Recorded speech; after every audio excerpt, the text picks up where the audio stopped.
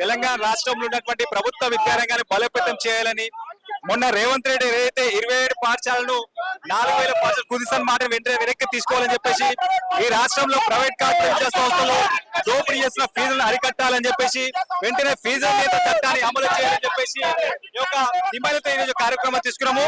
రాష్ట్ర ప్రభుత్వం ఈరోజు ఎన్నికల మేనిఫెస్టో చెప్పిన విధంగా మీరు వెంటనే ఈరోజు తెలంగాణ రాష్ట్రంలో ప్రభుత్వ విద్యారంగాన్ని బలోపేతం చేయాలి కాబట్టి ఆ యొక్క అంశాలపై రోజు మేము రాష్ట్ర వ్యాప్తంగా కార్యక్రమం తీసుకున్నాం కాబట్టి వెంటనే తెలంగాణ రాష్ట్ర ప్రభుత్వం కూడా ఈ యొక్క ప్రభుత్వ విద్యారంగాన్ని బలోపేతం చేసే విధంగా చర్యలు చేపట్టడం మేము డిమాండ్ చేస్తా ఉన్నాం.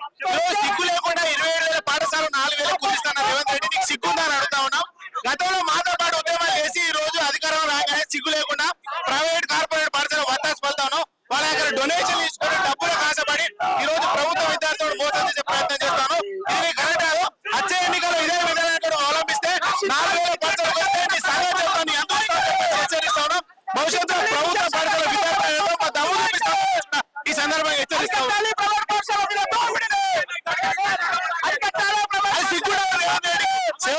సిగ్గులు ఎందుకంటే విద్యాశాఖ నాగరుంటేనే పనిచేస్తా అంటే ఇప్పటివరకు ఎన్ని సమీక్ష సమావేశాలు పెట్టారు.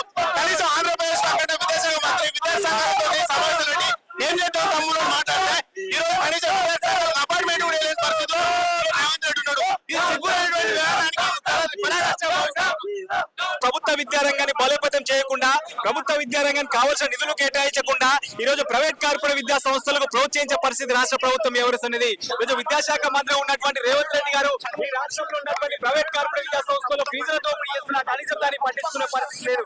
దాంతో పాటు ఈ రాష్ట్రంలో ఉన్నటువంటి 2009 విద్యా హక్కు చట్టం ప్రకారం ప్రైవేట్ కార్పొరేట్ విద్యా సంస్థలు 20% పేద విద్యకు ఉచిత విద్య ఇచ్చాల్సినటువంటి చట్టంలో కూడా దాన్ని అమలు చేయకుండా ఈ రోజు కాలయాపన చేస్తా ఉన్నారు. దాంతో పాటు ఈ రాష్ట్రంలో ఉన్నటువంటి 27,000 ప్రభుత్వ పాఠశాలను 4,000 ప్రభుత్వ పాఠశాలను తగ్గిస్తామని చెప్పేసి రేవంత్ రెడ్డి మాట మాట్లాడారు. ఆ మాటలు వెంటనే వెనక్కి తీసుకోవాలి. ఎందుకంటే మీరు ఎన్నికల మేనిఫెస్టో చెప్పారు, మేము అధికారం వస్తే ఈ రాష్ట్రంలోనే ప్రభుత్వ విద్యారంగాన్ని బలోపేతం చేస్తాం, అదే విధంగా రాష్ట్ర బడ్జెట్ లో విద్యారంగాన్ని 15% నిధులు కేటాయిస్తాం. సీఎం కూడా అదే చెప్పిండు, విద్యాశాఖ వేరే దగ్గర ఉంటే పని చేస్తున్నారని స్వయంగా నా దగ్గర పెట్టుకుని ఈ రోజు విద్యాశాఖ రాష్ట్ర ముఖ్యమంత్రి రేవంత్ రెడ్డి వద్ద పెట్టుకున్న కూడా ఈ రాష్ట్రంలో ఉన్నటువంటి ప్రైవేట్ కార్పొరేట్ విద్యా సంస్థలు లక్షలాది రూపాయల ఫీజులు దోపిడీ చేస్తున్నా ఎందుకు అరికట్టలేకపోతున్నారు, ఎందుకు ఫీజు నియంత్రణ చట్టాలు అమలు చేయలేకపోతున్నాం రేవంత్ రెడ్డి ప్రశ్నిస్తున్నాం. మీరు ఏం చెప్పారు ఎన్నికల మేనిఫెస్టోలో, మేము అధికారంకి వస్తే ఫీజు నియంత్రణ చట్టాన్ని అమలు చేస్తామని చెప్పిండు. దాంతో పాటు 2009 విద్యా హక్కు చట్టం ఉన్నటువంటి పేద విద్యాలకు 20% ఉచిత సీట్లు ఇప్పిస్తామని చెప్పి అదే విధంగా ప్రభుత్వ విద్యారంగాన్ని బలోపేతం చేస్తామని చెప్పారు.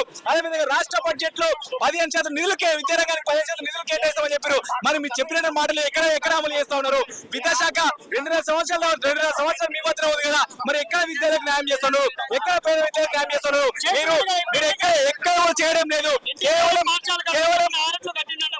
ఈ రోజు ఆరుట్లలో తెలంగాణ పబ్లిక్ స్కూల్ కట్టారు. మేము డిమాండ్ చేస్తాం తెలంగాణ పబ్లిక్ స్కూల్ ఈ రోజు మండలానికి 5 చొప్పున తెలంగాణ పబ్లిక్ స్కూల్ ఏర్పాటు చేయండి.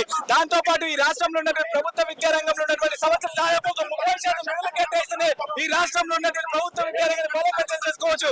దాంతో పాటు ఈ రాష్ట్రంలో ఉన్నటువంటి దాదాపు 30 లక్షల మంది పేద విద్యార్థులకు ఉచితమైన నాణ్యమైన విద్య అందించాలంటే ప్రభుత్వ విద్యారంగానికి అధికారులు కేటాయించలేదు. కానీ మీరు ఎక్కడ కేటాయిస్తున్నారు? కేవలం మీరు సభలలో సమావేశాల రోజు మేము విద్యారంగానికి గొప్పలు చేస్తున్నాము, విద్యారంగం సంస్కరించమని చెప్పేసి కేవలం మాటలే మాట్లాడు తప్ప ఎక్కడ క్షేత్రస్థాయిలో అమలు కావడం లేదు. ఈ రోజు తెలంగాణ రాష్ట్రంలో ఉన్నటువంటి ప్రభుత్వ విద్యారంగంలో సమస్యలు పరిష్కరించాలి. ఏదైతే రేవంత్ రెడ్డి మన 27 ప్రభుత్వ పాఠశాలలో 4,000 తగ్గిస్తున్న మాట వెంటనే వెనక్కి తీసుకుని తెలంగాణ విద్యార్థులకు క్షమాపణ చెప్పాలి. దాంతో పాటు ప్రైవేట్ కార్పొరేట్ విద్యా సంస్థలు ఫీజు నియంత్రణ చట్టాన్ని అమలు చేయాలి. అదేవిధంగా 2009 విద్యా హక్కు చట్టం ప్రకారం ప్రైవేట్ కార్పొరేట్ విద్యా సంస్థలు ప్రతి పేదవారికి 20% ఉచిత విద్య 20% విద్య అమలు చేయాలి. ఎక్కడ కూడా అమలు కావడం లేదు. ఈ రోజు ప్రైవేట్ కార్పొరేట్ విద్యా సంస్థలు ఈ రోజు ప్రభుత్వాన్ని గుప్పిట్లో పెట్టుకొని ఈ రోజు కేవలం ప్రైవేట్ కార్పొరేట్ ఒక మాఫియా చెప్పిన విధంగా రేవంత్ రెడ్డి వ్యవహరిస్తున్నారు. ఎక్కడో ప్రభుత్వం ఉన్నటువంటి నిబంధనలు పాటించలేరు. ఎక్కడ విద్యాశాఖ కూడా ఈ రోజు లక్షలాది రూపాయలు ఫీజులు వసూలు చేస్తున్నా ఈరోజు ప్రభుత్వ నిధులు పాటించకుండా కనీసం ఒక్క పాఠశాల పైన చర్యలు తీసుకునే పరిస్థితి తెలంగాణ రాష్ట్రంలో ఉన్నది. దీనికి నైతిక బాధ్యత రేవంత్ రెడ్డి గారు వహించలేదు. తక్షణం మేము డిమాండ్ చేస్తున్నాం, మీరు విద్యాశాఖ మంత్రికి వేరే వారికి కేటాయించలేదు. ఎందుకంటే మీరు ముఖ్యమంత్రిగా ఉన్నారు, హోంశాఖ మీ దగ్గర ఉన్నాయి, అన్ని సమస్యలు మీ దగ్గర ఉన్నాయి కాబట్టి విద్యారంగాన్ని పట్టించుకునే సమయం మీ దగ్గర లేదు. కాబట్టి ఖచ్చితంగా విద్యాశాఖ వేరే వారికి కేటాయించినప్పుడైతే ఖచ్చితంగా ఈ రాష్ట్రంలో ఉన్నటువంటి విద్యారంగ సమస్యల పరిష్కారానికి ఎంతో కొంత సహాయం పడుతుంది చెప్పేసి డిమాండ్ చేస్తున్నాం.